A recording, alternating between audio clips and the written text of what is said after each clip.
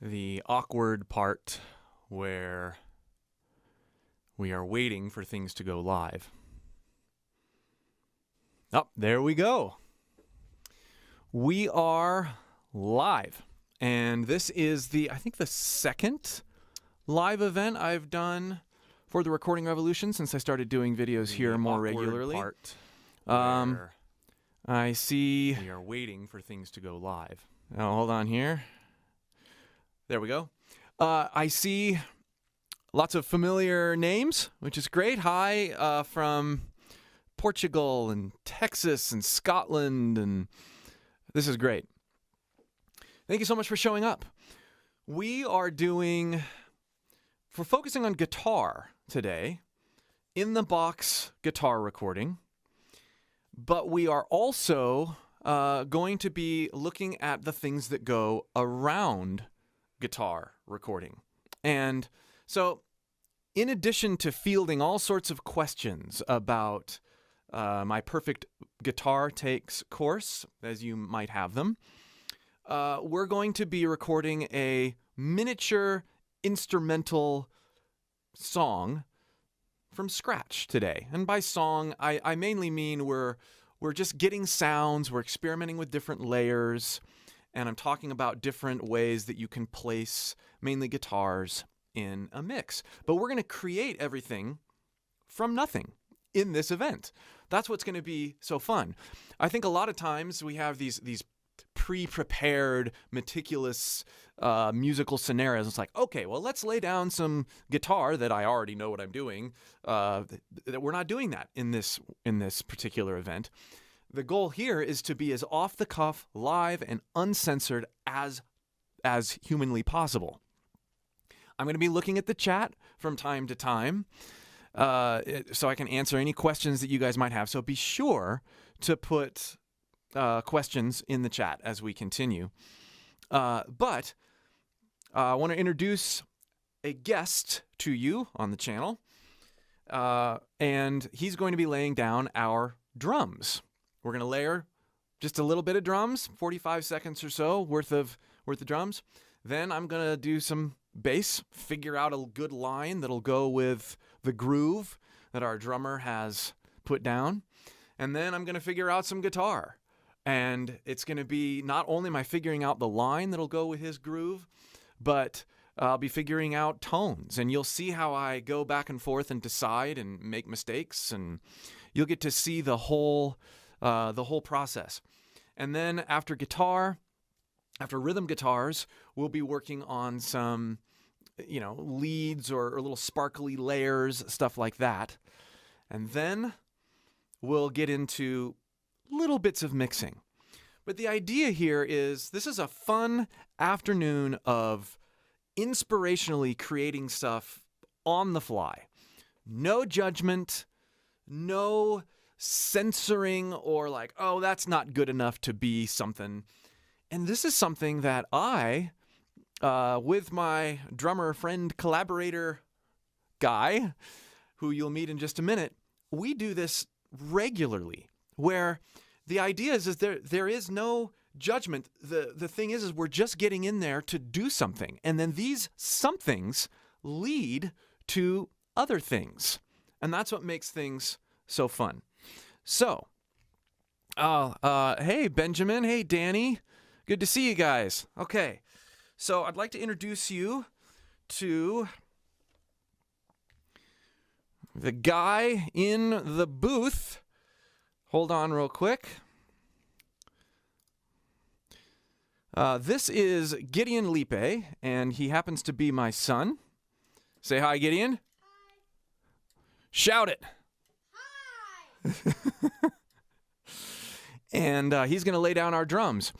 Go ahead and give us a little bit of drum sounds. Just a groove. I'll get you a click here in a minute.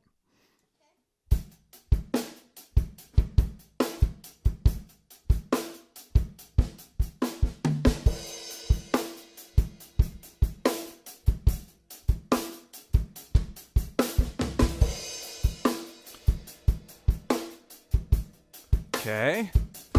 Can you hear everything okay? Okay. So I like that groove. That'll be fine to lay down. I'm going to get you a click. Right now, the default track is set at 150 for a click. I'm going to let that roll, and you let me know whether you need the tempo to go up or down to make that groove work for you, okay? So here it is.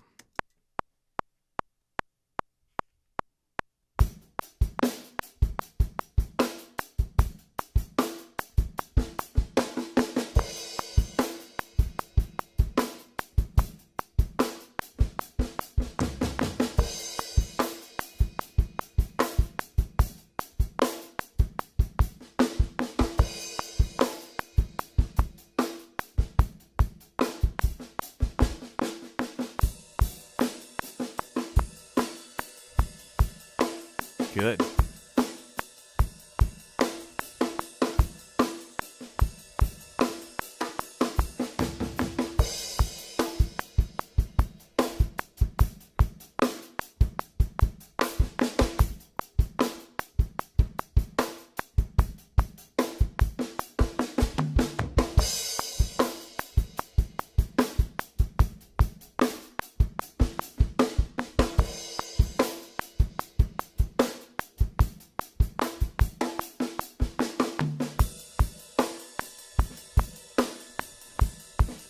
And go ahead and end it here pretty soon.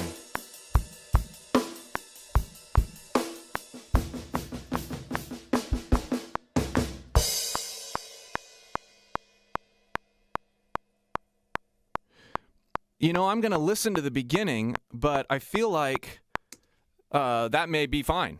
You were getting used to the tempo there at the beginning because it was a little faster than you thought it was going to be. But I'm going to listen to the beginning and see if the groove feels okay. And then we'll start building stuff around that. So just hang out for a second here.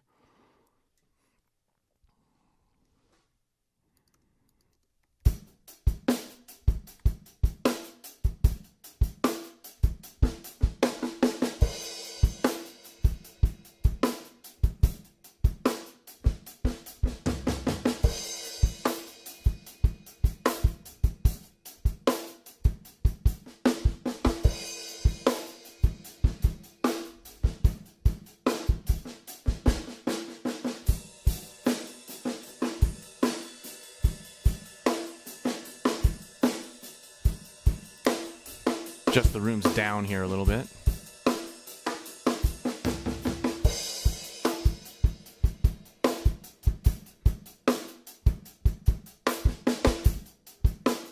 I think that's great. Yeah, how did you feel about it? I mean, there were like I said at the beginning, I didn't really hear the tempo weirdness at the end or at the beginning like I thought I was gonna. There was a couple parts later on where you were deciding kind of where to go, and I love where you ended up. You ended up with the ride and kind of a more chorus feel. That sounded great, and I liked your ending too. So thank you for hanging out at the beginning of this event. We'll hopefully see you for more sometime. Have a good rest of your day. All right. Thank you, Gideon. So now I'm going to just check in with the chat real quick. We've got our bedrock, and he just kind of came up with that groove on the fly. Now it's my job to come up with ideas around it. And I really like doing things this way because even as opposed to just putting a drum loop up. And I don't know about you, but drum loops for me, as I've been using them over the years, and Logic especially has great drum stuff in it. But there's something about having a live drummer or a real drummer lay something down that is spontaneous and that has a certain groove to it that nobody else has. Right? That nobody else has this recording from anywhere. Nobody else has these drum sounds. Nobody else has this groove. And so I feel like I have something now that I can continue to perpetuate in a unique way. And I'm not saying that like building all songs in the box with stock sounds is a bad thing. I think there's amazing sounds out there. There's just something extra inspirational and fun. If you're doing this as a project and as something just to have fun with, it's super cool to have things that are unique. So I'm going to go ahead and just get caught up here on the chat, and then I'm going to experiment with a bass line, I think, first. Sometimes I'll go right for guitar, but other times I'll go for bass first. I might start with bass, and then if I'm not feeling inspired, I'll go to guitar. Let's see here. Tune Track Superior Drummer. Let's see here. School of Rock, that's right.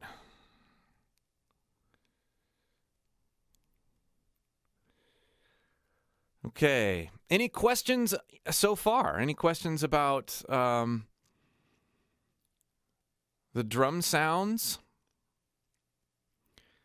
Those are all stock sounds.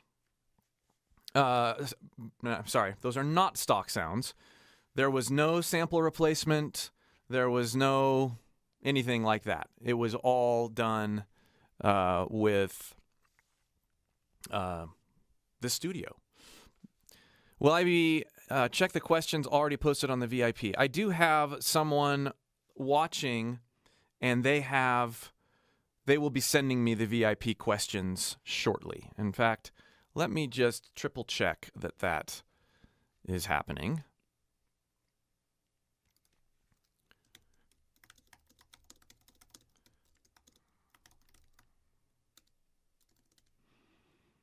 Okay. What mics am I using on the drums? Great question. So over on the drums, we've got 57s on the snare, rack tom, and floor tom, and then we've got the Shure kick drum mic. I'm not remembering what it is now. It's the normal Shure kick drum mic.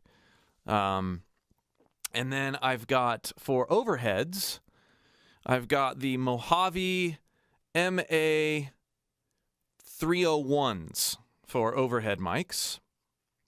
You can see those in the background if you look real carefully up there. And then for the rooms, which are placed, you can see that I don't know if you can see, but the door is open in the ISO booth on the way out to the rec area. And I've got the room mics out there. And yes, this is about guitar recording, not about drums. But we just laid down some drums to give myself some bedrock to experiment with guitar recording and go through different approaches and stuff like that. And a lot of this is, to me, guitar recording is less about gear and more about coming up with creative, inspired lines over a particular musical context. And that's really what we're laying down right here. There was no plug-in chain, Beta 52. That's what it is. That's the Shure mic for the kick. There was no plugins printed to the tracks. None at all. Okay. Let me go grab my bass. And then I'll start experimenting with a groove inside this track. Other questions are welcome. I'll be right back.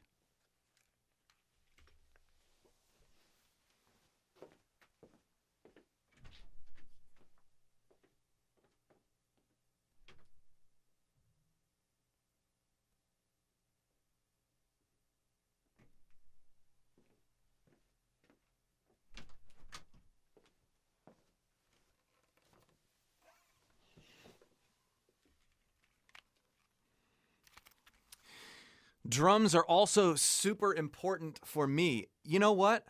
That's what I thought and still think my whole life. It's such a cool twist to have a little kid in my house who plays drums well, because I was never able to play drums well. And so to have someone now that I can muse off of that's like good and we can come up with ideas. It's been so much fun. So this here is a Fender Jazz Bass. It is from the Highway 1 series that they did years ago. And this is a pretty low-cost bass when you compare it to some of the other ones. It's American-made, but didn't have near the price tag that a lot of the other American basses did. And this is my go-to recording bass. I use it all the way up. All my knobs are all the way up. I've never messed with different tones there. And in fairness, I'm not really a bass player, and I'm not at all a drummer, but I'm not really a bass player. I play just enough bass to get my guitars done. And so part of what I'm excited to do is show you that I am a horrible bass player, but I'm going to get a decent bass line with this groove that I can then put things around. And again, we're not going for writing a hit song in an hour.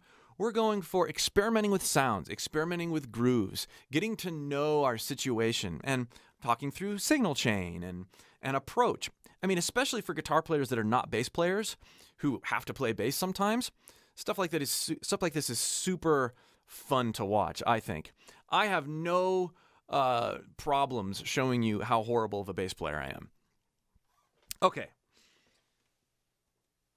So here's my signal chain. Bass. Straight into my Apogee.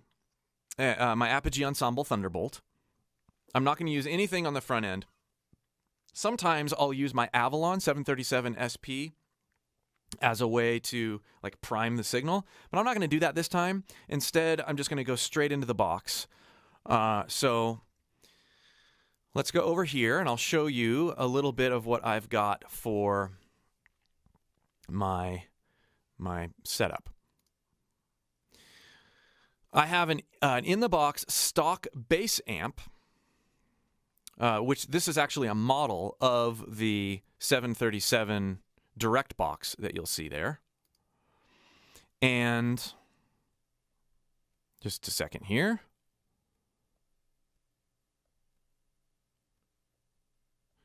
There, now you can see me. Yay. Okay. And then I've got an SSL channel by Waves, but you could really use anything here. And this is just to tame the sound a little bit more. And I'm just going directly into the DI of the Avalon. Or I'm sorry, not the Avalon, the Apogee.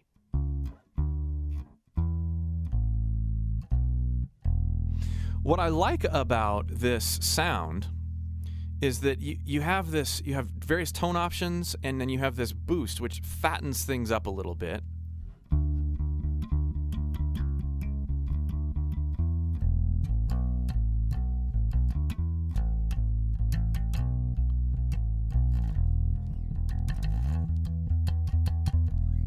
So pretty good. And, you know, I have always liked the idea of going a little bit fatter into the DAW. I like good, healthy waveforms. I'm not so worried about whether things clip as long as they sound good. And I'm not clipping right now. But that's all. Anything else I can adjust. You know, if I want to add some drive to what's going on, I can do that later. But right now, I mean, this is such a clean slate. I just have to figure out what I want to do. So, here we go.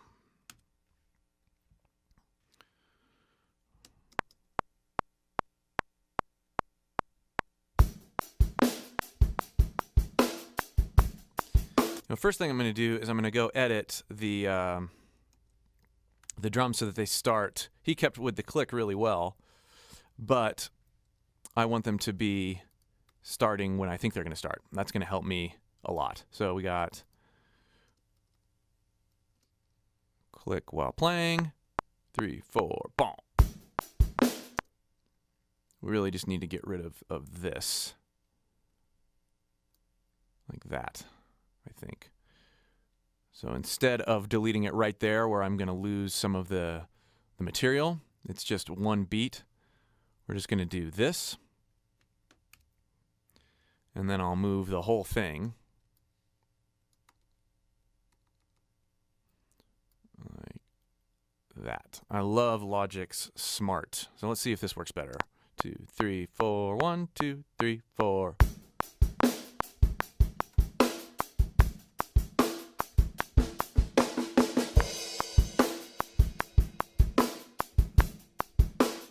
Yeah, that works. So the first thing that I do when I'm trying to come up with a groove that musically fits with the bass or the guitar is I don't even play notes. Instead, I work on just syncing with that kick drum.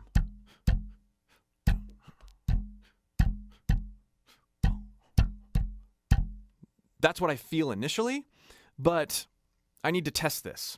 So I'm just going to maybe play one note, maybe just do that kind of thing, and see if I can develop a groove with what he's doing. And a lot of times when he and I are jamming, we'll do this live, right? Where he'll be playing that, and I'll be over here on bass trying to come up with something that jives. But we didn't do it that way. I just had him lay down something, and I have to do it later. So let's give this a try.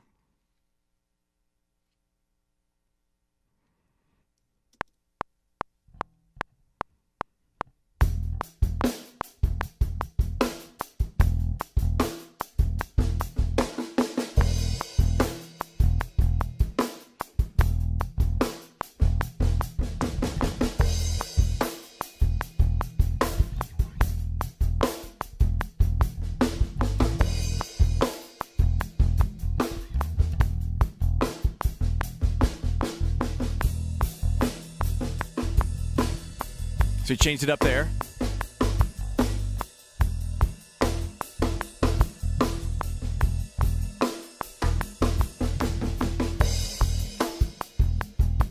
Okay, so that's back to the other one. It's important that I don't play a lot of notes, especially as I'm trying to get like in the pocket with it. If I start trying to get too fancy, especially since I can't play,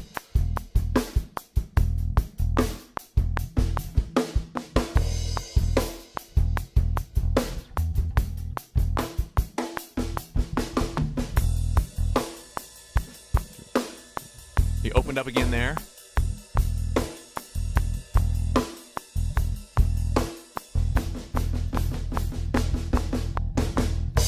And I can work on that rhythm specifically at the end there. Okay, so really what I'm trying to do here is just lock in with that kick drum. And if you were doing this in a live situation, I'm sure a lot of you have been in this situation where you're like, looking at the drummer and you're like, okay, let's lock in. Let's lock into a groove. Right now I have to look at the file and lock into a groove, which, if we're honest, is how most of us have to work anyway.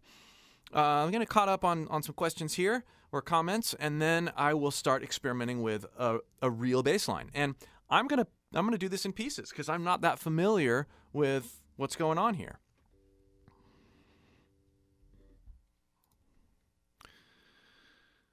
Okay.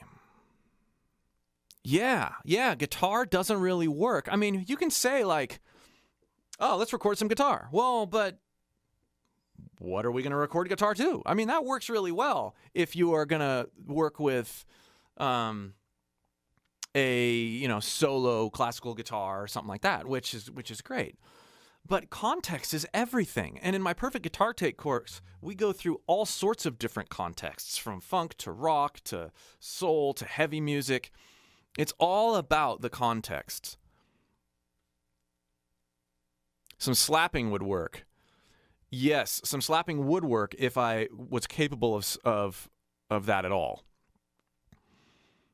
What strings am I using on the bass? I have no idea.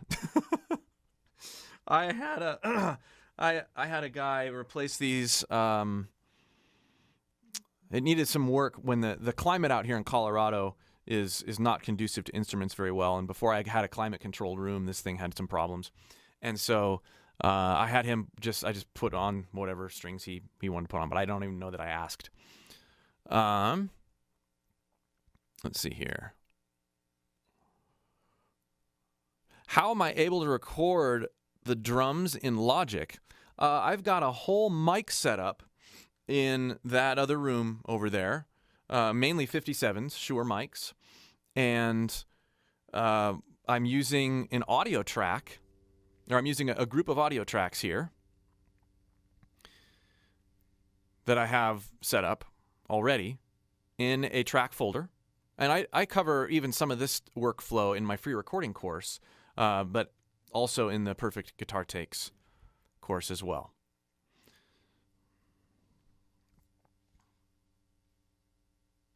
Okay. Looks like we've got a couple VIP questions. I want to make sure and get those answered here. And then after this, I am instructed to answer live questions only from the gang over at the Recording Revolution. What's up, Chris? Tend to write a lot of music on acoustic and electric. I always struggle with the balance, meaning that sometimes I want to hear more acoustic, but the problem is I get overshadowed. It gets overshadowed with the electric parts, or vice versa. Sometimes it just doesn't sound right in the mix, even though I love the tones. When I listen to certain artists, it seems like acoustics have the mids and lows scooped out. It's mostly faint sounding. Yeah, I get that. It almost sounds like a shaker in the background. So I'm wondering what your advice is on balancing songs that have both acoustic and electric. Is it more of an EQ adjustment that will help each stand out, or would you automate the faders in each section? You know, I tend to be of the mind that it really is more about the arrangement than the EQ, but it can also be about the way you mic the acoustic guitar. And in my Perfect Guitar Takes course, I talk about this even more. But if you have electrics and acoustics in the same song, in the same arrangement, you need to ask yourself which one is more the focus overall, and that's going to inform how you mic things and how you place things in the mix, how you arrange. If I have something that is primarily acoustic driven, I will do a double mic'd acoustic, and I'll put one over the neck pointing down, one mic, and then I'll put another mic over here at the sound hole, and that gives me an interesting scope of sound. It's like a stereo single take acoustic. And then I'll double track that acoustic and I'll flop the mics so that I've got one side that has the neck mic and the other side that has the neck mic of the other take, and then flopped. That then, the acoustics then create my width, and then my electrics are inside of those in terms of how they're arranged. My electrics are inside of those. So I'll have a lead part here or a little twinkly part, maybe some rhythm over here, but these are not double tracked and they're not near as wide as the acoustics.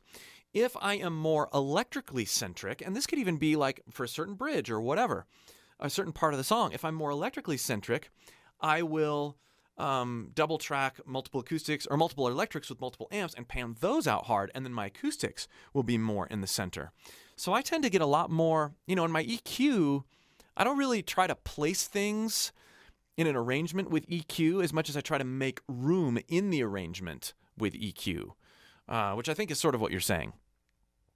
So hopefully that'll help. And I'll be addressing some of that here in terms of placement and arrangement, even in this thing here. Next question. I recently bought a Fender Squier low-cost Strat. When I go to record, I'm always confused about the settings. Pickup selector, volume, tone controls. I don't have an amp, so I need to record direct into my 2x2 interface. Yeah, that's great. Pro Tools on Windows.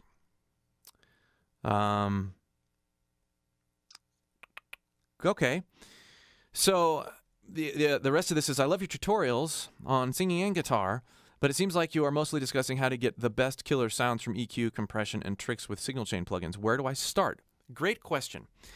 The answer, Dawn, lies in what I said about the bass. Start wide open. Start on your bridge pickup and turn all your knobs all the way up. And spend some time recording just like that. These, and in Perfect Guitar Takes, I do cover how to treat your the electronics on your guitar. We go in depth on that. But you want to start with everything all the way up so that you get used to the way your all the way up guitar works with your plugins, with your interface. If you introduce knob messing with while you're trying to get to know the sound of your instrument and while you're trying to get to know how it interacts with the rest of your recording gear, you will actually create more problems for yourself because you're creating too many variables at once. So do a couple of recording projects with everything wide open, all up. Don't mess with them at all. And then as you start getting sounds that you like in the box, then use your ear and be like, okay, maybe I could back off the tone a little bit on my guitar. What would that sound like? But if you're just beginning, don't introduce this complexity. All right, one more here. Been listening to the past week of favorite albums. Fleetwood Mac, The Dance Eagles, Hell Freezes Over. Both are live and have some of the greatest acoustic guitar tones. Could only dream to accomplish this on my own recordings. I'm curious in your thoughts. If you were to guess, what kind of signal chains do you think would work on these performances? They are some of the best recorded albums I've ever heard. It blows me away. I know they use rack gear, but I also think they use tones in the box. You know, on these, and especially with acoustic guitars live, they'll have a direct, they'll definitely take a direct, and that's a really important part of it. And they might be going through, you know, that era. I wouldn't be surprised if they were doing basic reverb boxes, or maybe even they had some pedals on the ground that are going in, and maybe they have an amp that they're miking as part of it. But a big part of live, especially with acoustic, is the audience mix, the audience mics. You get a lot of sound. So the live mix and everything really adds the sheen to that tone that you're not getting from the direct signal. The direct signal is there to complement. It's kind of like drums, right? If I were to just have that snare mic on, I mean, we can go back here and just listen to this. Just as an example, that snare sounds killer. But if I just solo the snare, there's the snare. And if I turn the reverb off,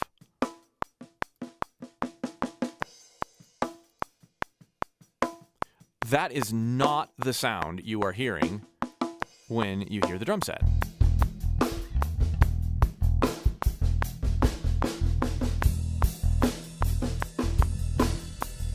And so live recordings are made up of the sum part. There's very little, and I've mixed like serious live recordings, 50-some tracks with, you know, audience mics and all sorts of stuff. And what I found is there's very little you do to the mix other than like leveling certain direct signals. It's really about that audience interaction and bringing in the live vibe. Way more about that than it is signal chain. I hope that answered the question. Okay. Great. All right, less Q&A until I've presented my info. Great. Let's move on. Here we go.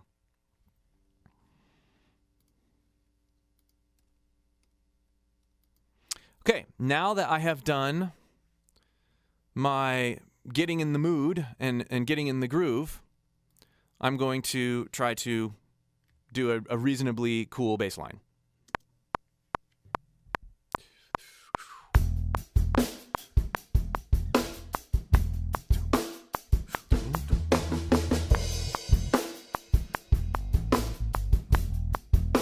I hate to do the E, G, A thing, but I like the idea of switching out those notes some.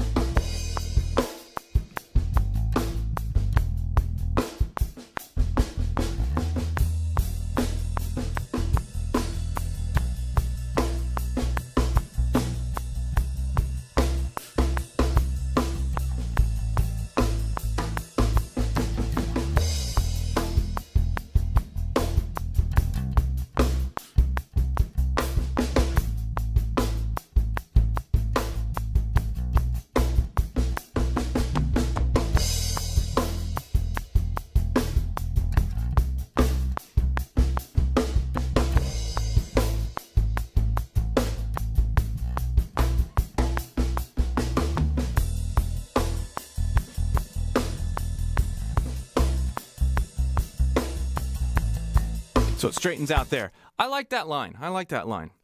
I think I'm going to start. Let's see how that line goes over the very beginning. 2, 3, 4.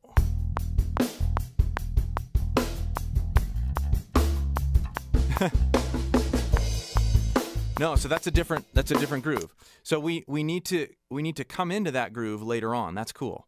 Here we go.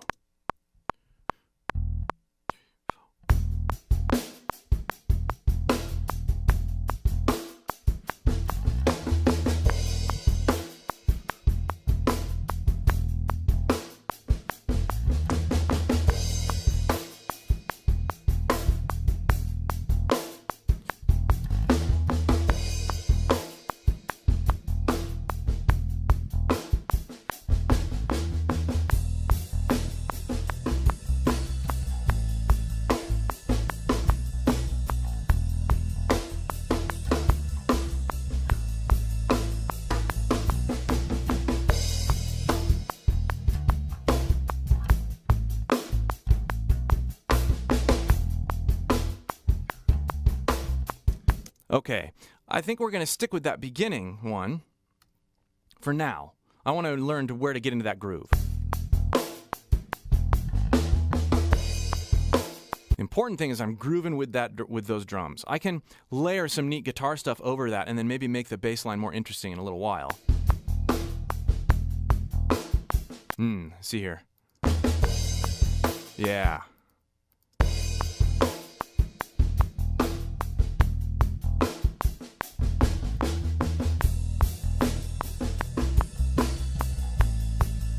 I need to straighten out there quite a bit. So I'm going to punch and do this. Oops.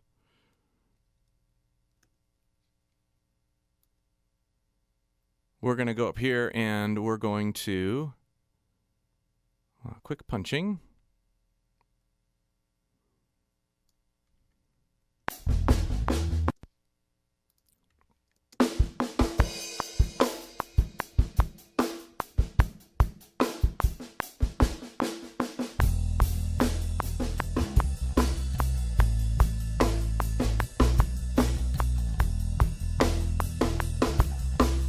Got to go to that C there.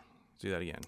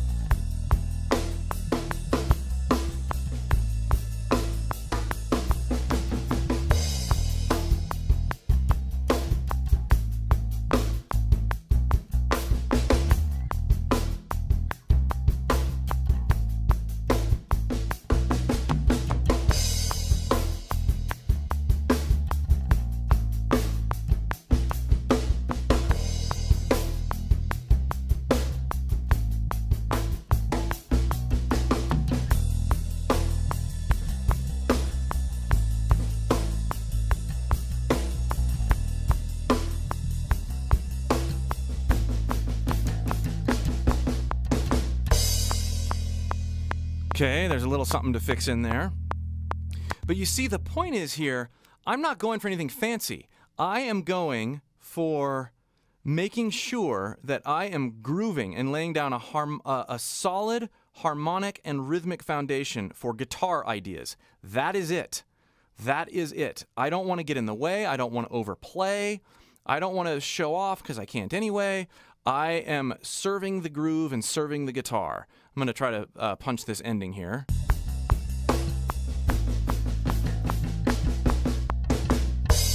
I blew that. He had some really neat rhythm there.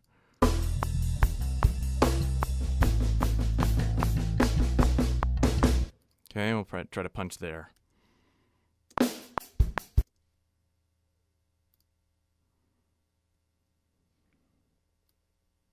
Logic just did an update and they changed the way they do the punching, so I'll have to look into that.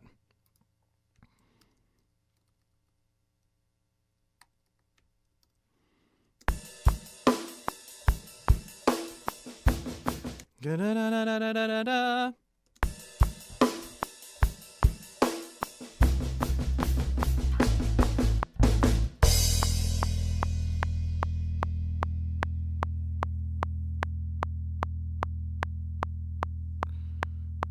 we go.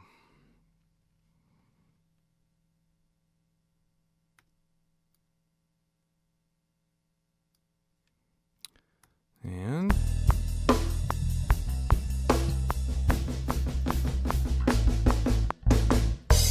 that a little early there. Take that away.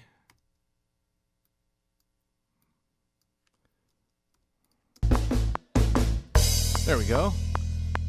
And we had a rogue punch back here somewhere that I don't want.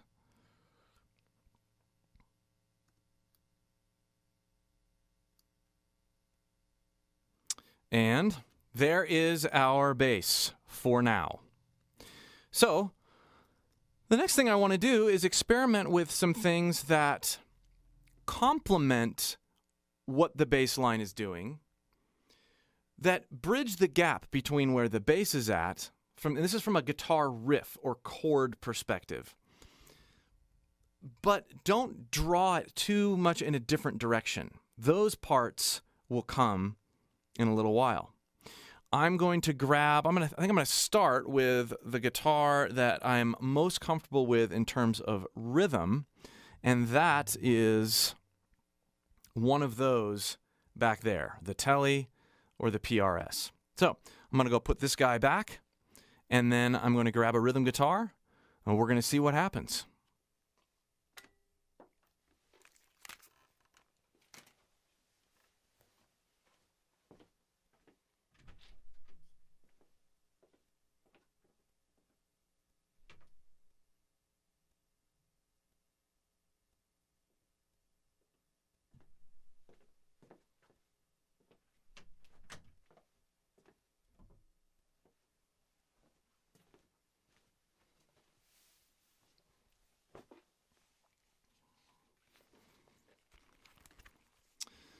Okay, so I have a basic guitar setup always in my session. And this guitar setup is very, very simple. I use a stock Logic amp, free with Logic. There's lots of other great pieces of software you can get out there that are not expensive. And before that, I use just this whatever drive and a little bit of compression, and actually a lot of times I'll move those so that the compressor is first. And after that, I have the same SSL channel just to sort of tame and EQ or compress a little bit. And then I use the GTR stomp box after the fact. And this allows me to use delays or whatever, and I can choose from all sorts of different things. I just really like the interface of this as opposed to even the Logic pedal board. I like this stuff, and it's great because it's free with Logic, but GTR just always like the way that it thinks.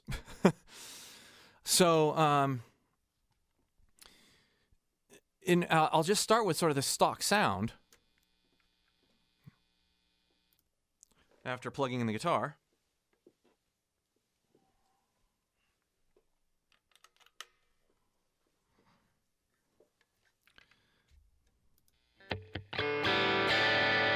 It's a real clean sound.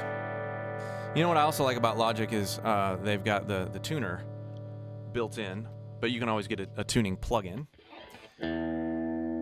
New strings on this guy. You can hear that ringing. And I love the P90s. I tend to tune my, on all my guitars when I'm recording, I tend to tune my low E just a little bit flat because a lot of times the low E with the thickness of the strings, especially when you're using thicker gauge strings like this, it ends up going a little bit sharp when you are like, see? It's a little sharp. Even though that's a little flat or right on. So if I bring it down just ever so slightly, then I can control the intonation by how hard I push on the string. Whereas if it's always sharp up there, it ends up sounding a little bit awkward. That's a huge, huge tip that I think most people don't even realize, like, why is my guitar always sounding out of tune? I tune it a billion times. On these lower strings, sometimes you have to tune a little flat, even on nice guitars.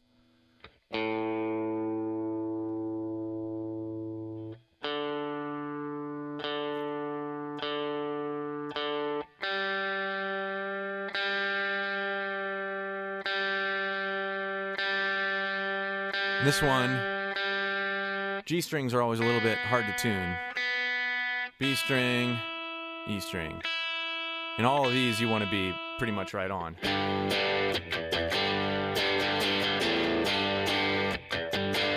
And I usually try to start with something that's not very, it's not very drivey. And I also like to start with something a little drier than that. So I'm going to turn the reverb off for now. I really like to hear the tone of my guitars coming through.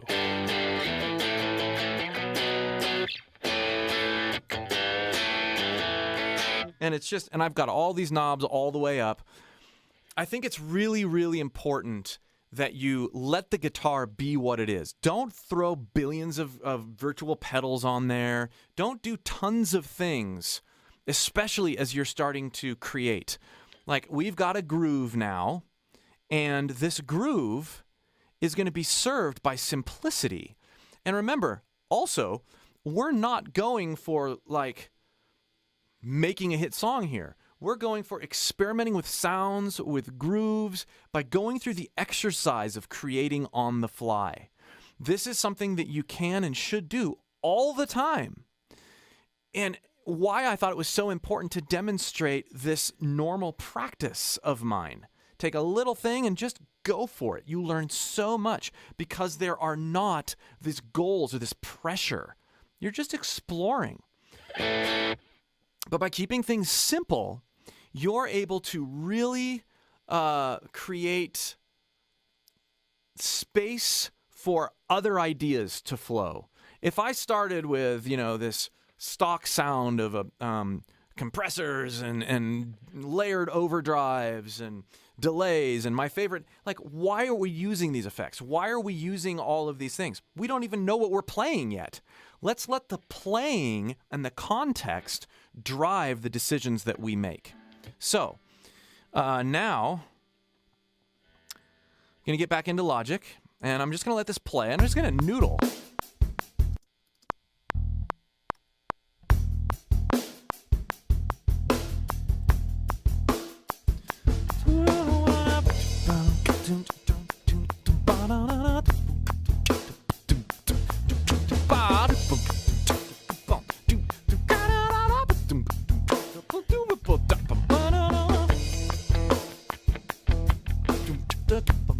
I think with my mouth better sometimes than anything. Let's go back to the beginning.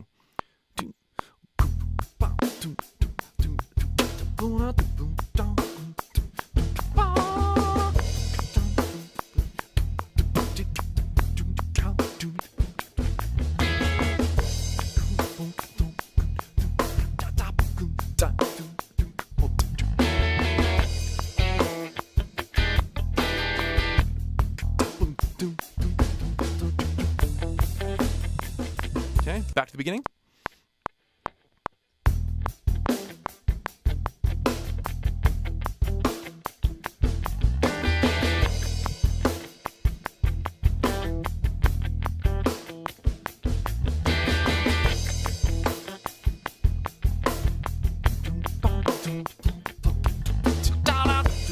Okay, I'm gonna make a decision here. I'm gonna go to my neck pickup because it's funkier. I like that glassy sound. And just for inspiration's sake, following the lead of my mouth, I'm going to pan it out a little bit. This could very easily be a wah part. I'm also going to add that reverb back in. I feel like it's a bit cardboardy sounding, and for now, I think that reverb is gonna help that. I'm gonna clean it. I'm gonna clean up the amp just a hair. Pedal board. Oop, that's not where I want to go. Amp down.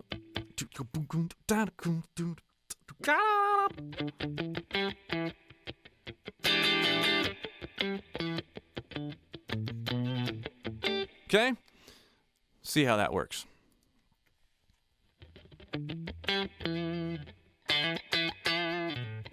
I like that. Oh, I gotta start. 2 full measures.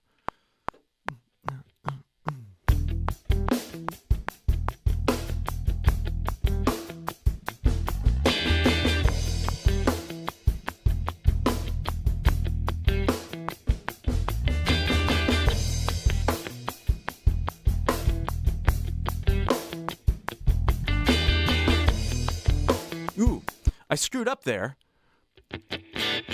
I am really overloading that plugin, or that, you know what we're going to do? That's probably partly what I'm hearing. I'm going to bring down the preamp a little bit, just a little, because I'm really overloading it there. I like the sound, but that might be part of why I was getting that, that cardboardy sound. So let's try this again. So now I can add some of the beef back in the amp. That's a nicer sound. Okay, cool. Let's try this again. Oh, what I was going to say is I like the... I went up to this fret right here, 5th fret on the E string to the 7th fret. So that might work better there. I hope you're seeing what I'm doing. And this isn't just about me finishing something. This is about me experiencing the line and coming up with something that really grooves in the pocket, whatever it is.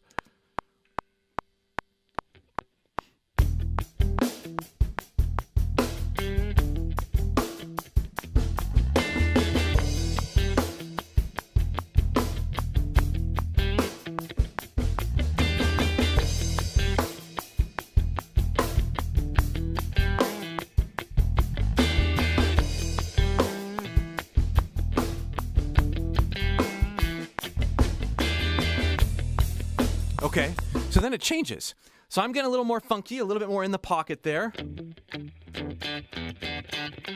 really like spanking that note. Boom, boom, boom, and then bending that. That's great.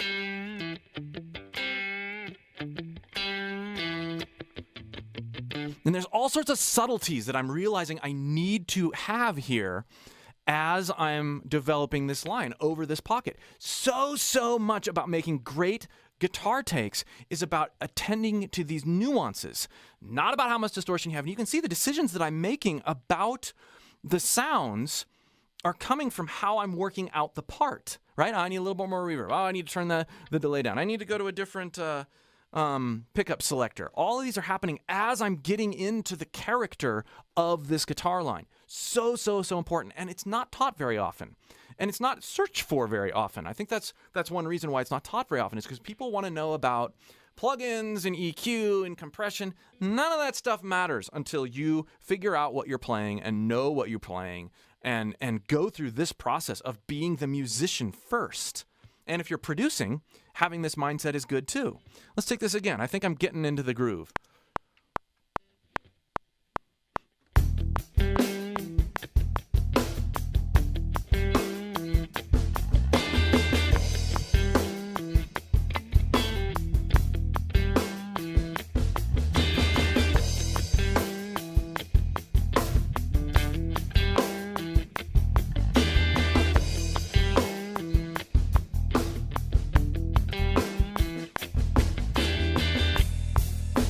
It's close. I'm going to do it one more time. There's some neat things there. I like the improvisational aspects of things. I think I'm going to spank that a little bit more as I...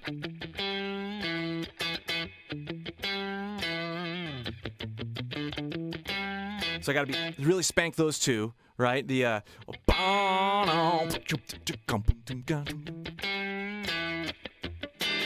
and the time where I really go down is like the so it's boom boom quiet like that, and then boom boom boom boom. Those dynamics, really live those dynamics. Let's see if I can get this better.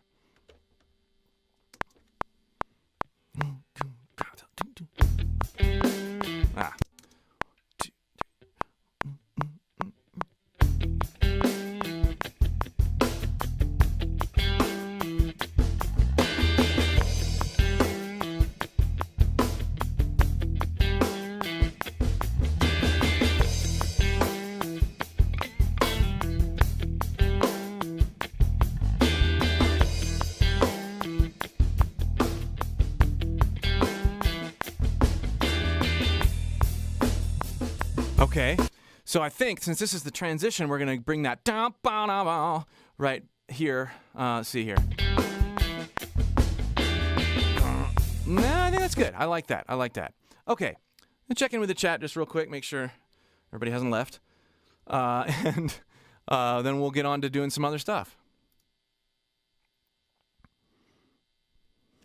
Yes, getting the music right, and then things are easy after that. Let's see here. All about context.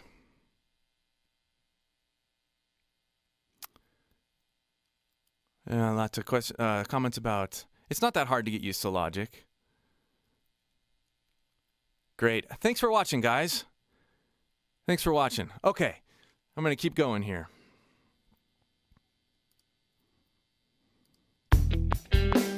Now, another note here, as I listen back to this, I want to make sure that I am in the pocket. That's another thing that people don't talk about very often. It's all about the performance. Am I really leaning in? In this particular line, I need to be behind the beat. I'm letting the drummer lead and the bass be right on with the drummer, and I'm sort of like pulling back the reins. This doesn't work if I'm pushing the beat, and we'll see if I push the beat at all.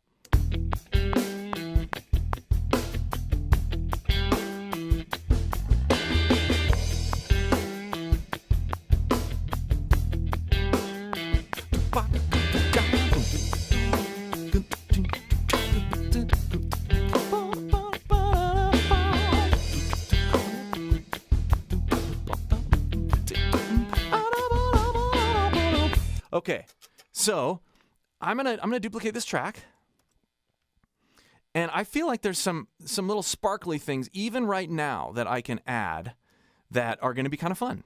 And I'm gonna stick with the same patch for now, but I'm gonna change my pickup pattern. Let's see here.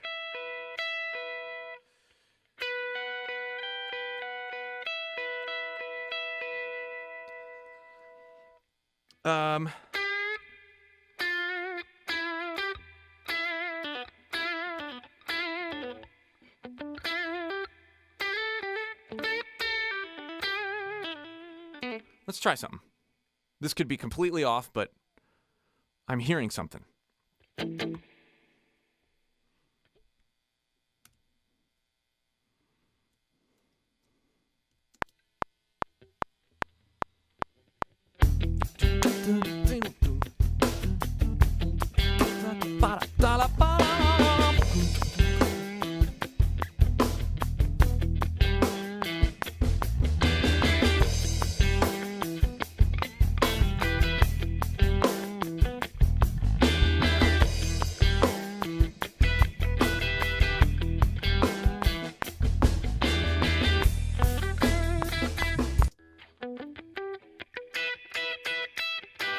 I like the juxtaposition of having this down here and then this sort of in the background, but it needs to be quieter.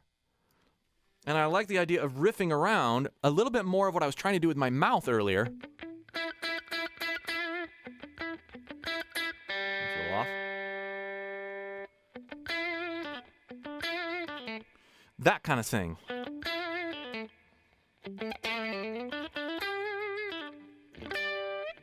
Go to the old faithful pentatonic. Let's try another time.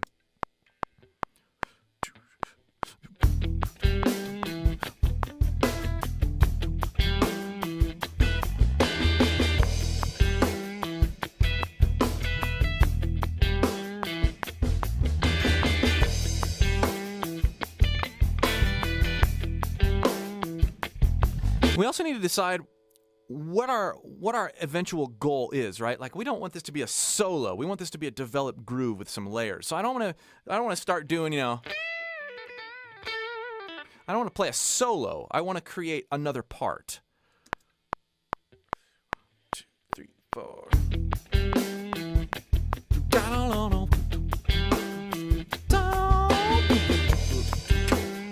I like the idea of anticipating the pop down.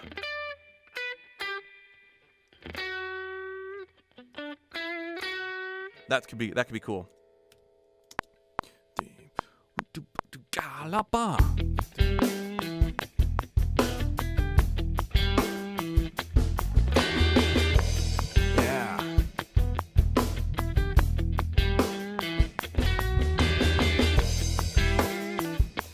cool. This little rake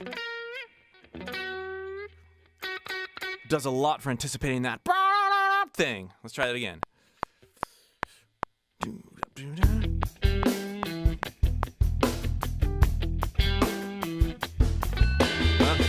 Not literally enough.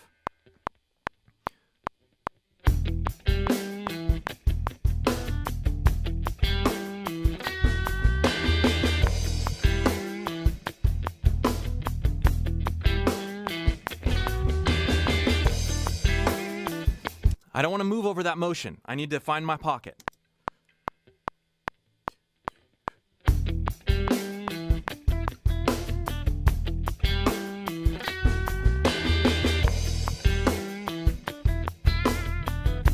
Yeah.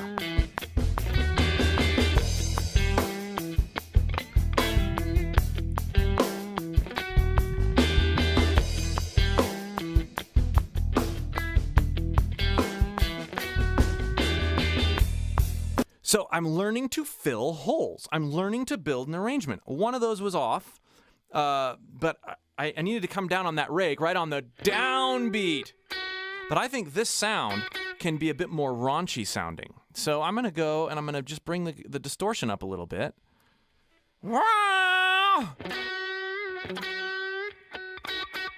Still doesn't have to be huge. Bring the presence up a little. Okay. 1, 2, 3, 4.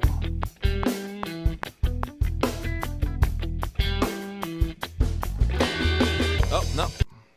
Ooh, I'm hearing something cool.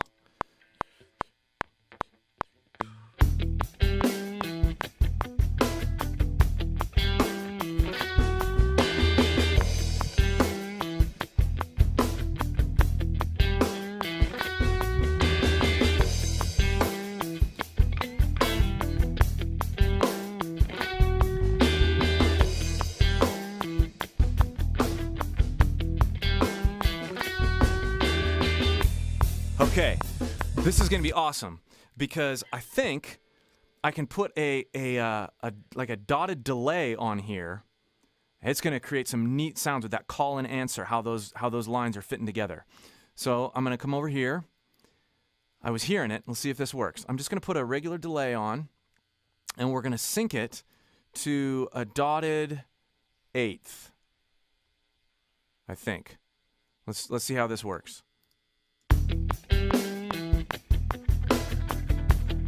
Yes.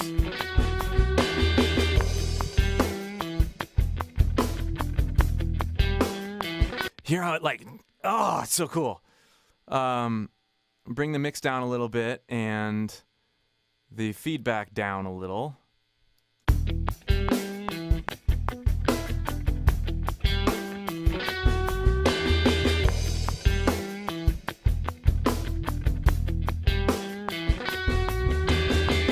I think we're actually going to go like this.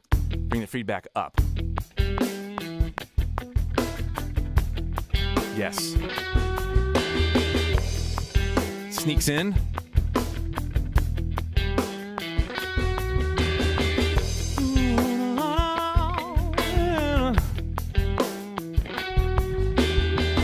Makes me want to sing over it.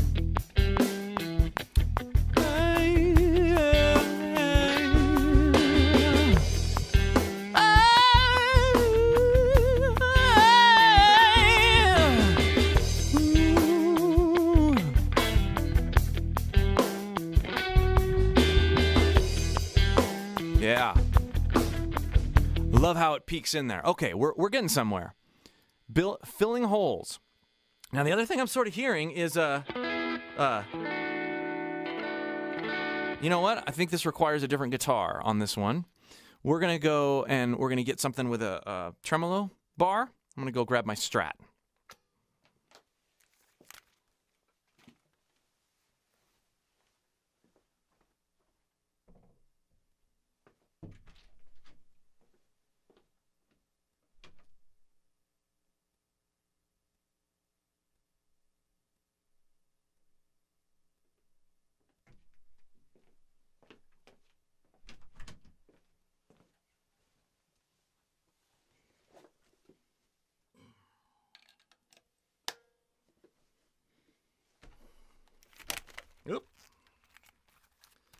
Okay.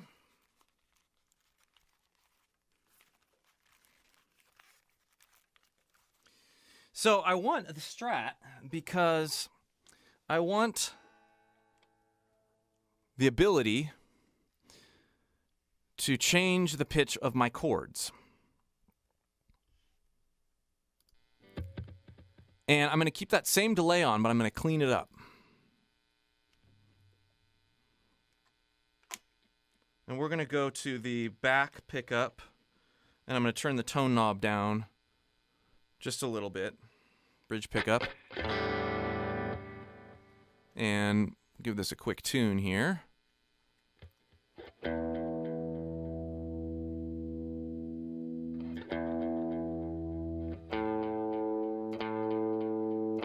I purposely keep older strings on my Strats, or my Fenders in general.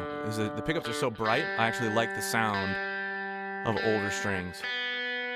I change the strings on the PRS often.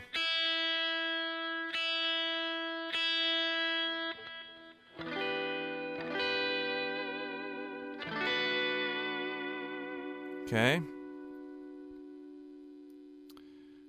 We're going to layer this in.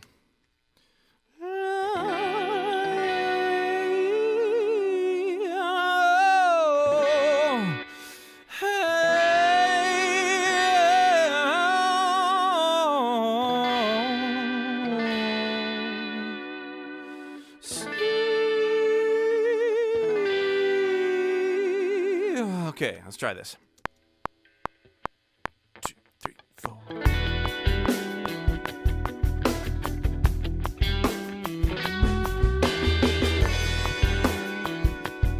So simple.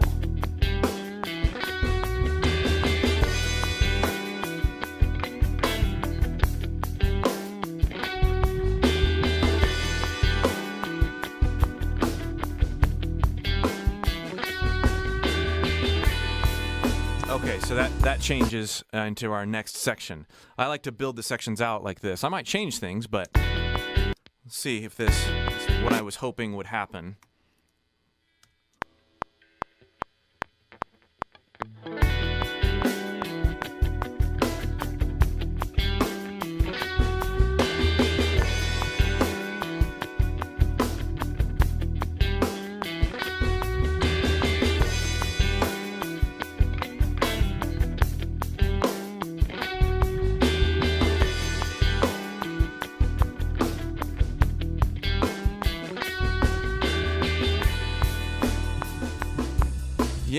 Yeah, and I think anything more would not be cool. Unless I doubled this. I might want to double that. And we're going to duplicate it. I might find that this is too much, but we'll see how that changes the placement and the vibrato of things and the chorusing and everything.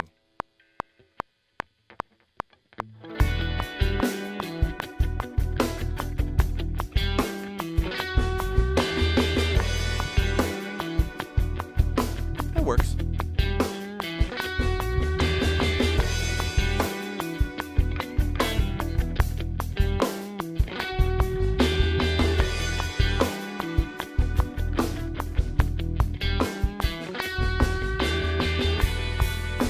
So we won't need that last one. Okay. We won't need this part right here. I think I like it doubled. I think we're going to leave it alone. We'll turn it down a little bit. And we're going to get rid of some of the hum at the beginning, just I don't like to listen to that. Oh, we want that, though. Want some quick fades.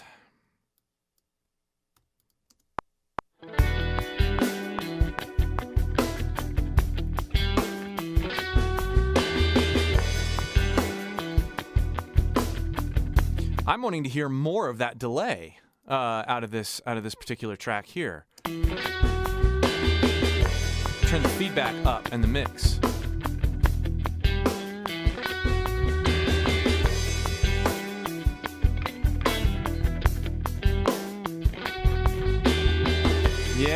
Yeah. So I like the way it kind of spiders in, like crawls in,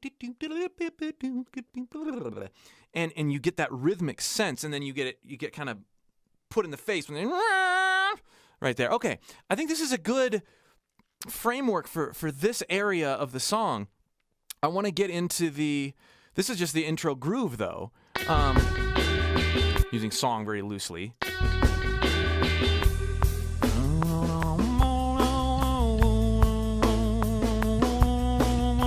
I think I'm going to experiment with just some regular power chords over that. And for that, I'm going to go back to the Paul Reed Smith. Just check in with the group here, and then we'll go that direction. Any questions that I can field real quick? Let's see here. Any tips on getting a guitar wall of sound? I'm going to show you how to get a guitar wall of sound here in a minute. I covered that a lot more in my Perfect Guitar Takes course as well. Let's see here. Yeah, Joe Gilder's awesome. Let's see here.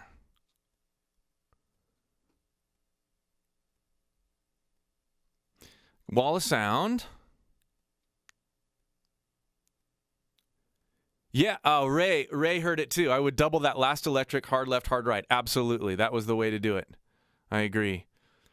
When I leave the Fender strings old, I leave them on for 4 or 5 months sometimes, unless they break.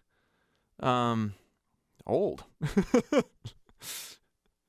And I think they start getting good. Like if I'm playing regularly on it, I feel like they start getting good after a couple weeks. I know a lot of guitar players, especially, real guitar nuts would be like, oh, you're so, but I don't know. That's why I like it. I feel like it sounds better. There's this warmth between that and turning the tone knob down on my back. Yeah. Yeah, several guitar parts on individual tracks. Okay, let's go for that wall of sound with this other groove. I'm going to go back to the PRS, and we're going to play that chord progression. I think it's going to sound really, really good.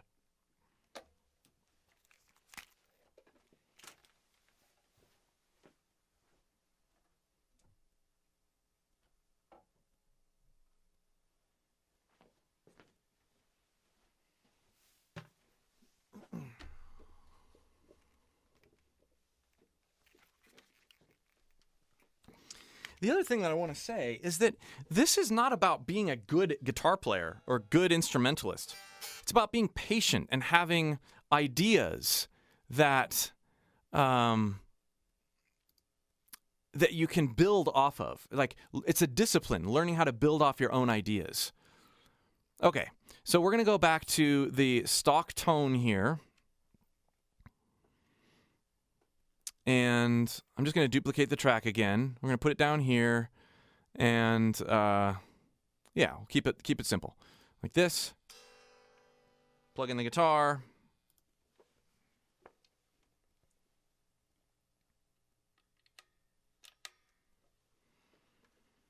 Da-da. Give it another tune. These strings are so new that G string keeps coming out.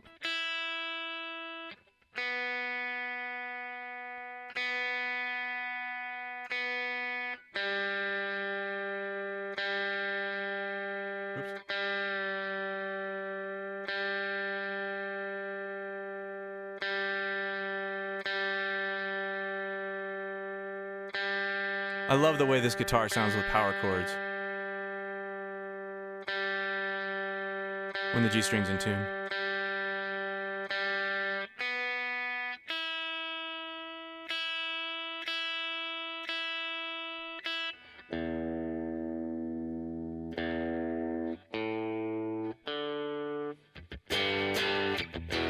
Okay, so again, I want the tone to come through here. With that question on how would you create a wall of sound guitar, the first tip I have is don't use too much distortion. More distortion doesn't create wall of sound. More distortion creates mud. Keep your guitars cleaner.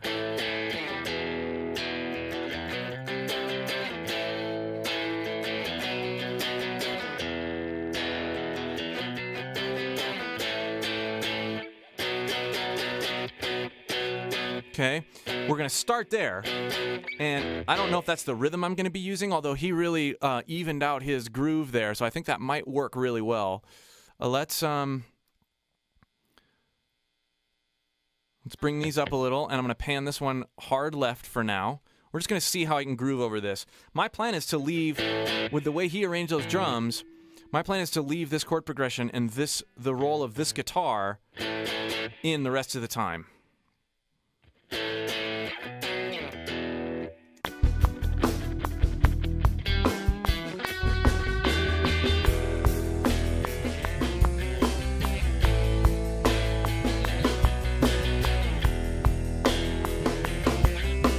Yeah, so note to self, that is a C power chord. Let's do it again. I can tell I'm going to need a little bit more beef out of this one, just a little. But I think we're going to try this first before going for the distortion pedal. And we'll leave the reverb off. See how that works. Okay, let's try it.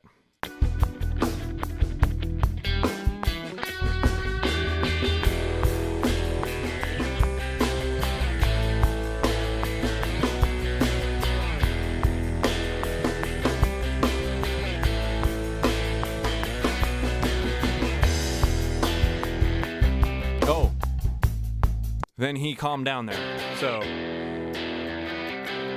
it's going to be wide open for a little bit. Now, I want the spank out of this, out of that tone. So I might go, yeah, I'm going to stick on notes closer to the headstock as opposed to this. See how much darker that is? I like that sound better. So it's going to be open.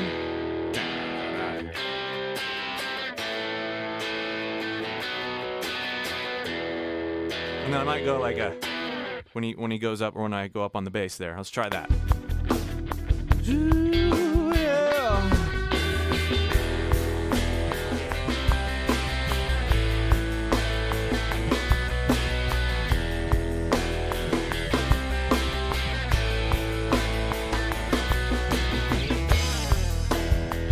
Oh, so right there. Got it. Okay, so right there I might transition to like a.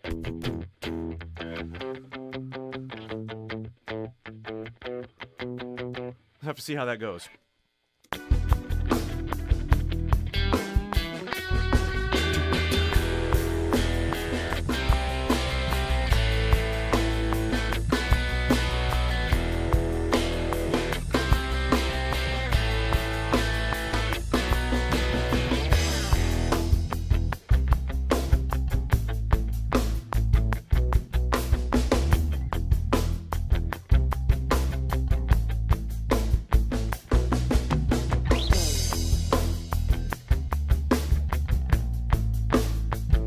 Fix that bass.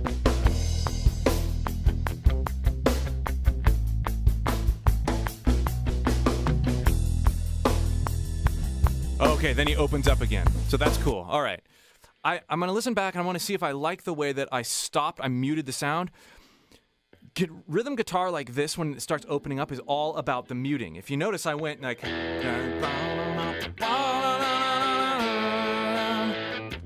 had that strategic mute. I want to see if that sounds good in here.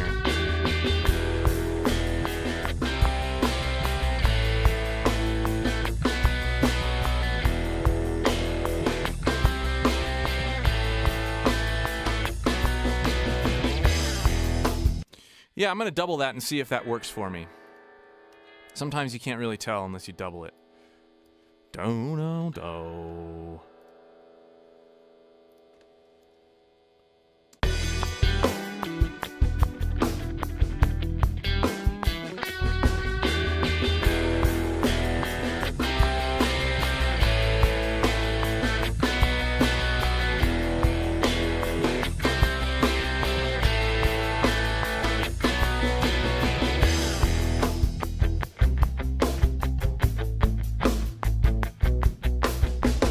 Okay, listening.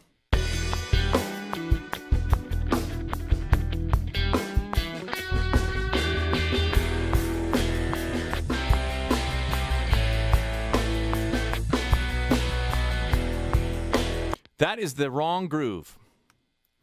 I think it needs to straighten out much more than that. So we're going to try something very, very different. Same chords, of course.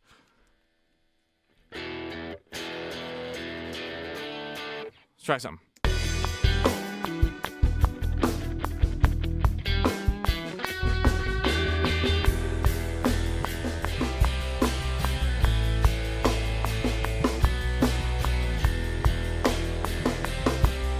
Now, it's not changing it the right, but I want to straighten it out a little bit.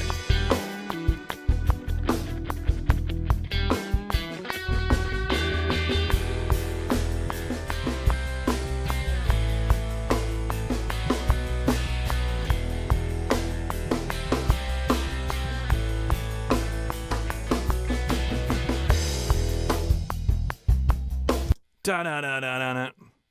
One more time. I gotta find the pocket. It's not just about playing the right chords. It's not just about the muting. It's not just about the tone. It's about finding the right pocket.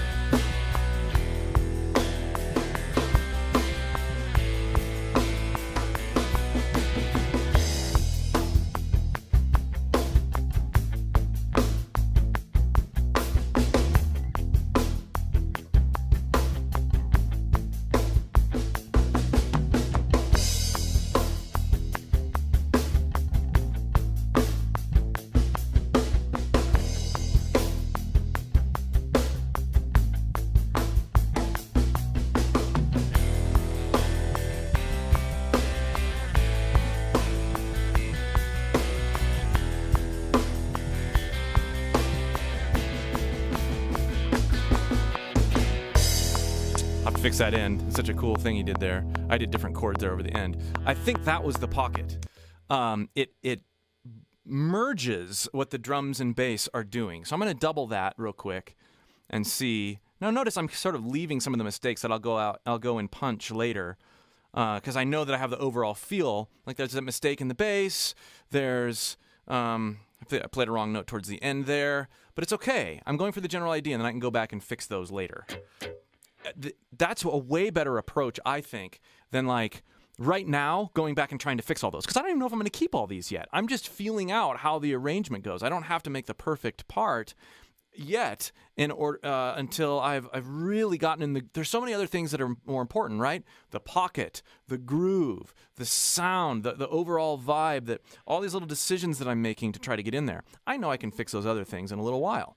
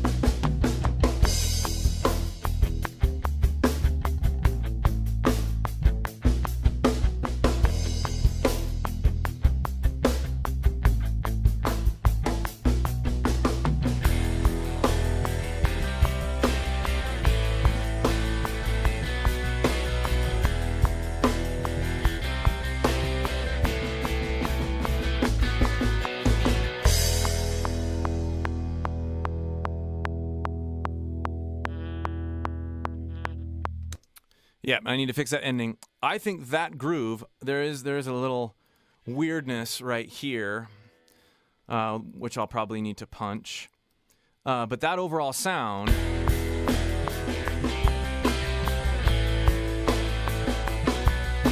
Now here's a trick.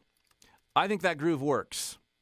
But I also think that I was rushing overall just a little bit, which is hard to do, hard not to do on some of these like chorus rhythm tracks, especially when that drummer, he's in a good pocket. So what I sometimes will do is take my rhythm tracks and just nudge them a little bit forward in time, just ever so slightly, like 10 milliseconds.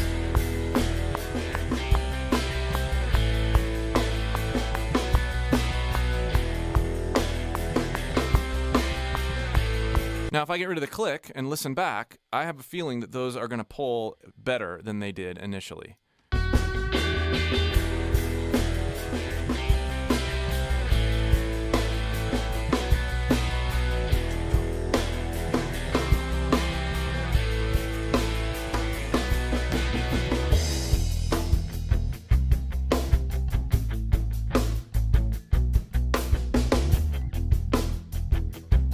I really like the way that simplicity and that subtlety, the palm muting there, works over that groove.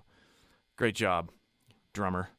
Okay, now I'm going to add another set of rhythm guitars over this section. And I'm going to start building that wall. And I'm going to use different chord positions. I might even use some octaves to really fill that out. But I'm going to go, no, not but anything. Let's just try this. We're going to use the same sound. The goal is using different positions. So we might do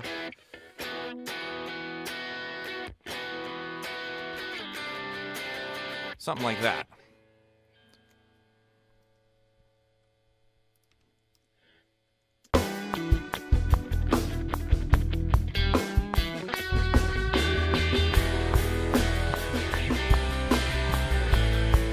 See,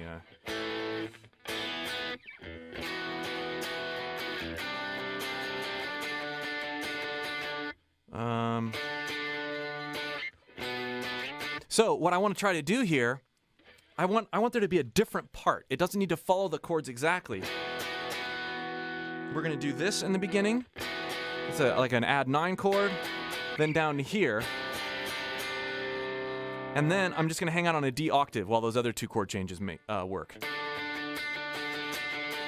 It's going to provide some rhythmic variation, and it's also going to provide some harmonic fun because the A, there's some anticipation in this being the 4 of A, and then here it's the 3rd of B. May not work, but I'm going to try it.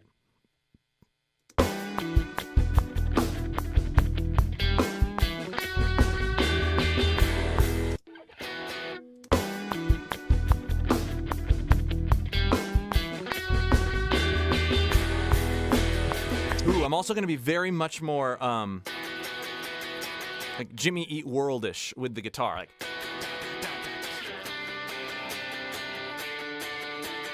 the whole time. That performance is different. And I also need to brighten things up quite a bit. I'm going to add some more mids and some more highs.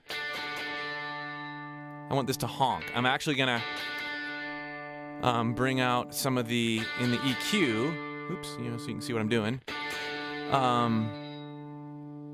We're going to bring out a little bit of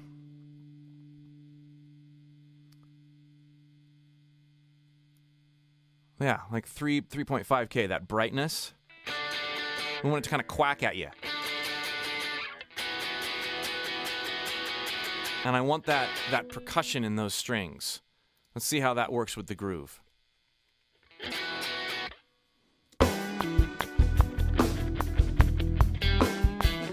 Here we go.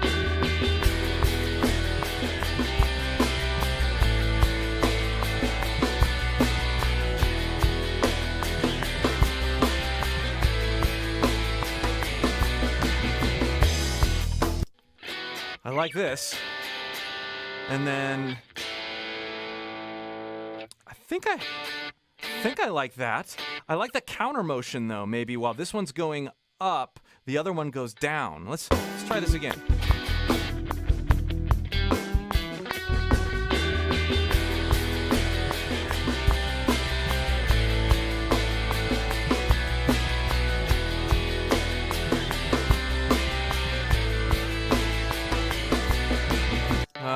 I like the octave idea.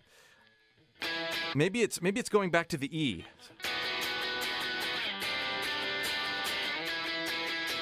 Let's try that.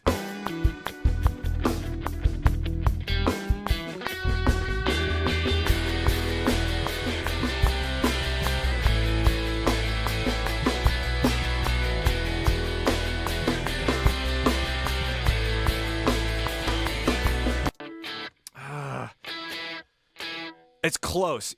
I love the counter melody that's happening within the rhythm, and this really constant to that sort of groovy, laid back thing that's happening with the rest of the band is really providing the contrast it needs for that wall.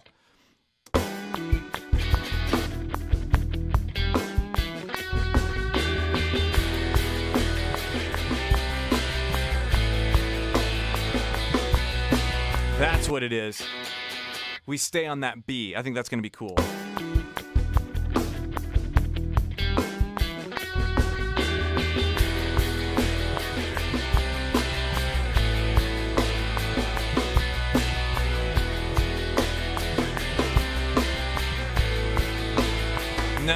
No. I like the E better.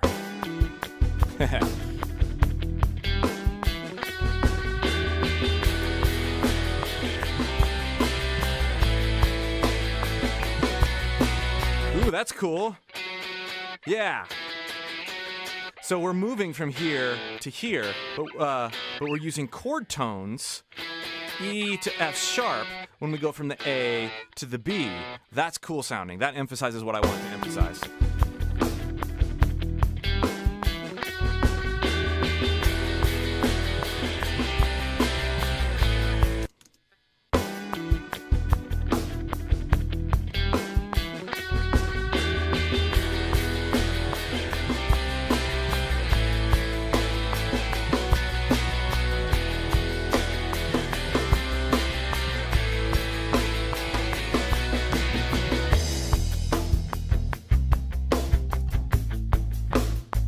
We'll leave this simple for now and just embrace that drum groove. I'm going to double this part now.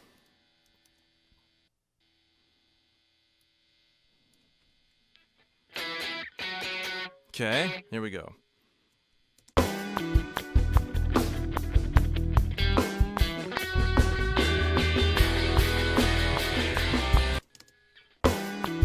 Spankiness is good there.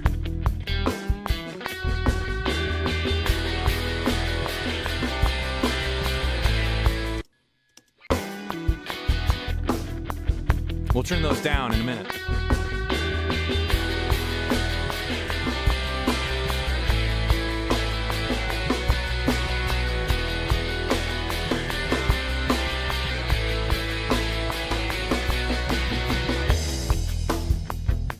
Okay, let's mix that in a little.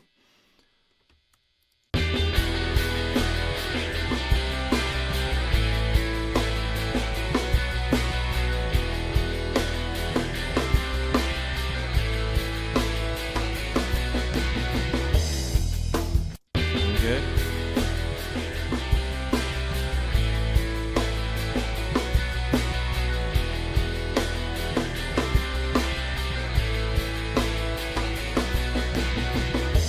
And then I would even do like a...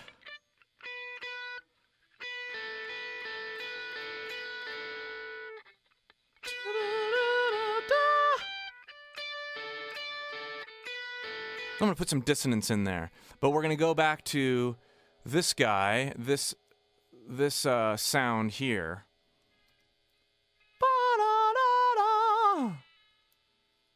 Record. Yeah.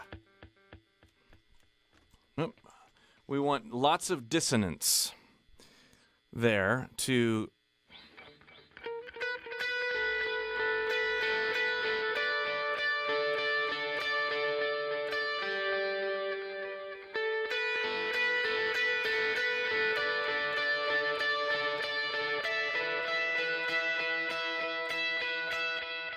Let's try something there. And this will be the last thing we do for a little bit here.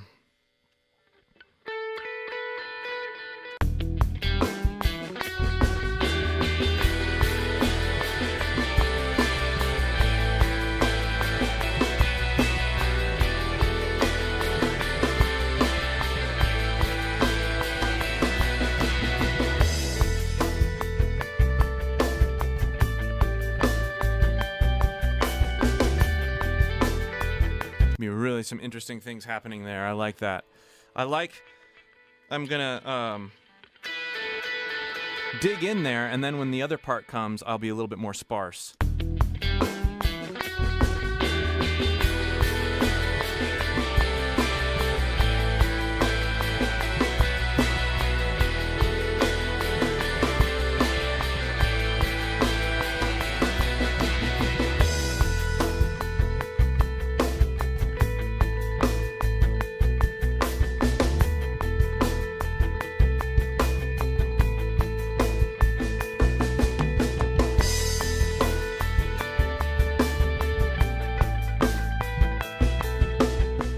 I think I like the movement going the whole time, and let's see how that works.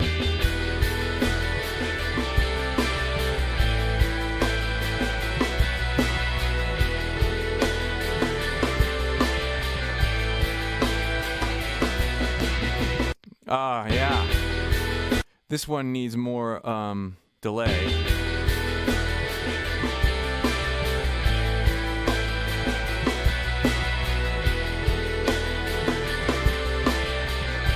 And now that I have these articulation, the da-da-da-da-da, those real constant ones, I'm going to add some more gain to these. Those guys, so...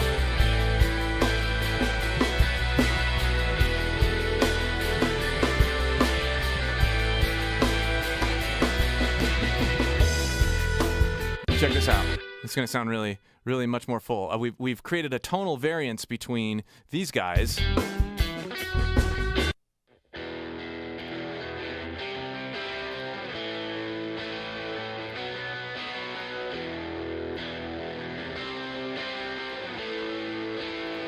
I'm going to make them suffer a little bit, because I have the definition out of the other ones.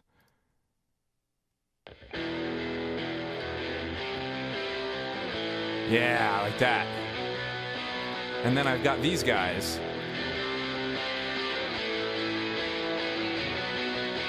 Providing the definition.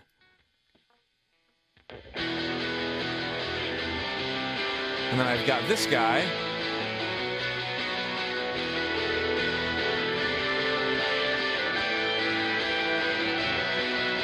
Let's see how that works going into it.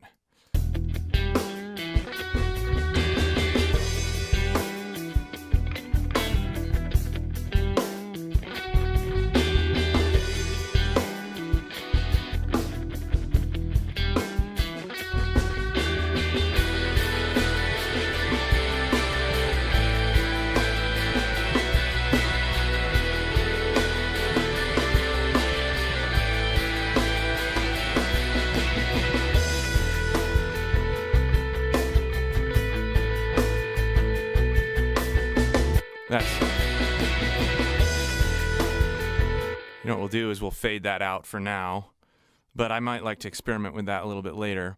Okay, so I hope you can see the different approaches in the different sections. Check in with the group here.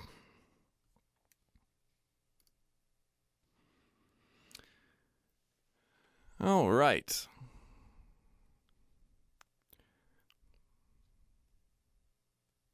Thanks so much for watching, guys. There is a lot more of this over a lot of different musical scenarios in my Perfect Guitar Takes course, where we take stuff real songs that are out there that have my playing on them, that have been used in radio programs, on albums, and I dissect how I get my sounds and how I do my arrangements. But what you've seen here is at the core of my approach. If you like this approach, definitely check out Perfect Guitar Takes.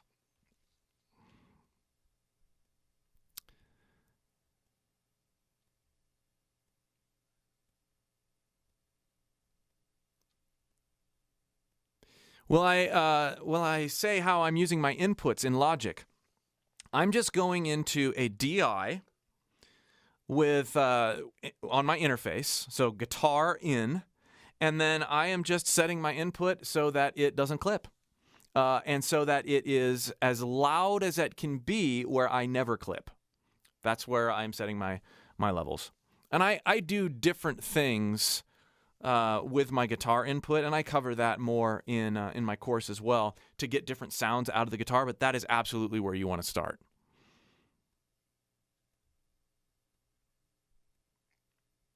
Any other questions before I call it a day and experiment a little bit more with this on my own time? While you're putting questions in, I'm just going to listen to my arrangement here.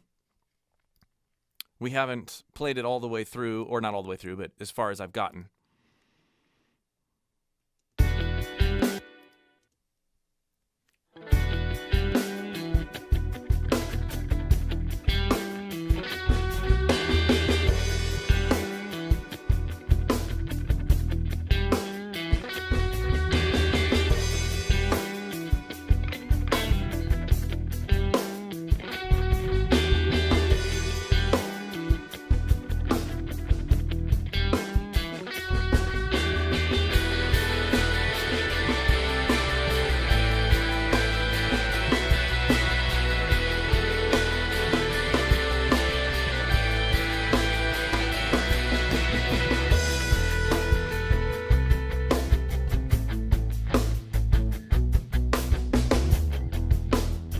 Yeah, that worked really, really well. The wall of sound is developing. I think I had more sound, more volume out of the guitars there. I need to bring those down so that the groove still stayed there. But that's a really hefty start. And I hope you understand the building of these layers is about subtle variances, not only in sound and in signal chain and the type of guitar you're using, but in how you're choosing to listen to, approach, and react to the context as it evolves. And you saw me do that with the delay lines. You saw me do that with the different flavors of distortion I was using. I'm not bringing in mounds of gear. I'm using the same things on each track, but I'm making subtle tweaks driven by the performance, driven by what I'm hearing from an arrangement and groove standpoint. Hope you've enjoyed this. I sure enjoy doing this and letting you guys in on the way that I work. Oh, okay. Frank, mostly acoustic stuff. Yeah, we didn't have as much time. I talked about some acoustic stuff earlier, but I didn't have as much time as I would have liked to address acoustic guitar. I've got more on that in my course. And if you want more for free, check out my free recording course that I have on the Recording Revolution. There, I go through different acoustic guitar miking techniques and stuff like that for different contexts. And yeah, how can all this work with acoustic guitars? Exact same principles. You are producing for the evolving climate that you're creating. You're constantly reacting and asking yourself what it needs and trying different things. Don't get caught up in, I need to be more creative, I need more gear, or I need to be creative, I need to try this pedal, or I need to change my miking technique. Miking techniques are good, but it's all about the playing. It's kind of funny. I was, Get Back with the Beatles came out a little while ago, and they were talking about how they just, when they were recording the Beatles songs that we all know and love, they just had basically one mic, and they were moving it around the studio to capture the different performance ideas. And in many cases, those became the final takes. They weren't obsessing about what kind of mics or what their signal chain was or how to, they were just coming up with ideas and reacting to each other's ideas. And that's why I started this whole thing off by a reaction, right? I am reacting to what the drummer did. That's it. I'm not reacting to a bunch of loops. I'm reacting to what a real human did, the idea that he put out there, and then I create ideas from there. This is how you make perfect guitar takes. It's not about gear. It's not about all sorts of other things.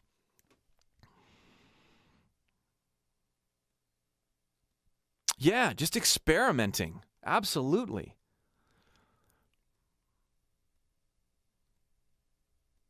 Any tips on when to use a Strat versus an SG? You kind of saw that relationship when I was using the PRS versus the Strat. I mean, a little different, but I tend to like the way certain guitars texture in rhythm, like really chordy stuff, and certain ways that the guitars texture in more single note things. I prefer Strats for the more tinkly stuff, and the stuff where the glassiness comes through, and I prefer the PRS or even the Tele, where things are a bit spankier. The double humbucker thing, like an SG or even a Les Paul, I prefer for some of those really thicker rhythms or a warmer, rounder sound. But I like using all of it. And a lot of times I'll experiment with something and then be like, oh, no, I need a different guitar. So it's, most of it's just about what you want to get out of the performance or what you're feeling in the moment. Do I always double guitar parts for every part? No, I do not always double guitar parts for every part. I very much use discretion on that. And you can, when I was doing the doubles on the delay, or when I was doing the single parts on the delay, that was just a single part. It's all about the kind of space you want to hear as you work through the arrangement that's evolving as you're creating it. The recommended dB level for my tracks on export, Adrian, is I limit at -1 with a limiter, and then I try to get 5 dB, and I can even show you here. So for this track, and this isn't tweaked, but for the master fader, I have an L2 on here. This is where I start. I have a -1 out ceiling and a -6 threshold, and that allows for, if I play this back,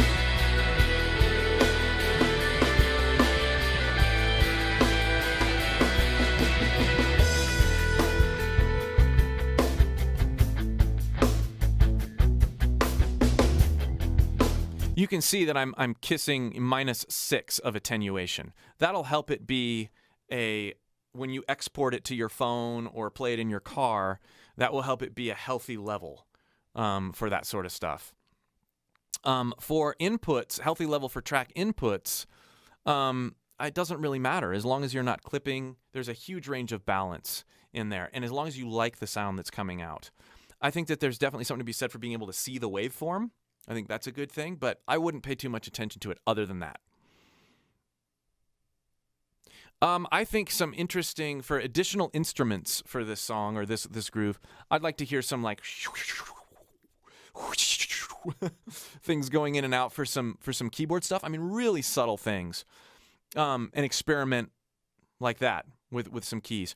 And a lot of times when my son and I are jamming, he's got a little octapad in there that he will add some electronic sounds or loops in there while he's playing, and that usually inspires something here and there as well.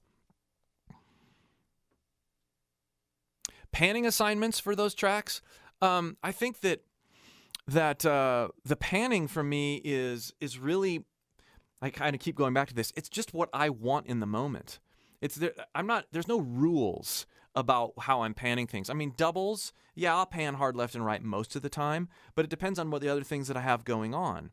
For the lead stuff, those will be more in the center, but you can even see on the beginnings where I had quite a bit more tinkly stuff going on. I have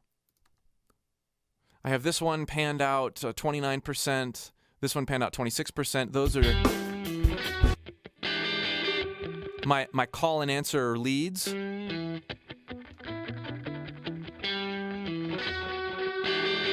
And then those are juxtapositioned with hard left, hard right here.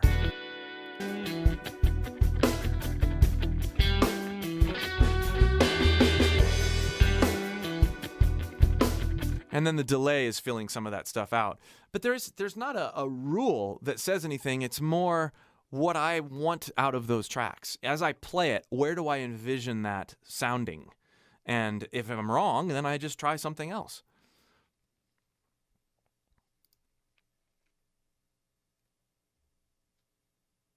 How do you know when you have too many guitar layers? Great question. I came to that point in the first section. It seemed like it was about enough. Once you start finding that you can't fill a hole, that's when I realized that I've got too much. And I had trouble, with that call and answer. I had to play it several times before I found the hole. But if you keep going and going and going, and you're like, there's just no other holes to fill, then you can stop. But there's a lot of times where I'll over add. Maybe I tend to have a pretty good barometer for whether I start walking on myself or other instruments. And so some of these things might be mixed out later. I might delete them, or I might delete portions of them and let certain things peek out. So in other words, I create the pocket in the mix or the edit.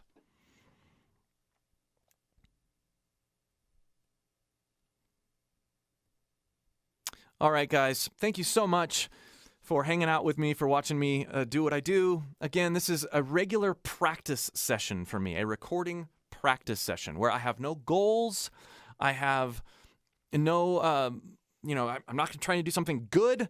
I'm just following my inspiration and whatever it is. And sometimes, as I make a discipline of doing this, I come up with parts of things that end up getting used in other projects. It's a wonderful way to work, a wonderful way, not only for guitar, but for just recording in general, for songwriting, for arranging, for getting used to how your gear works, all those things. So be sure to check out Perfect Guitar Takes on recordingrevolution.com while it's still open, and we'll see you for more.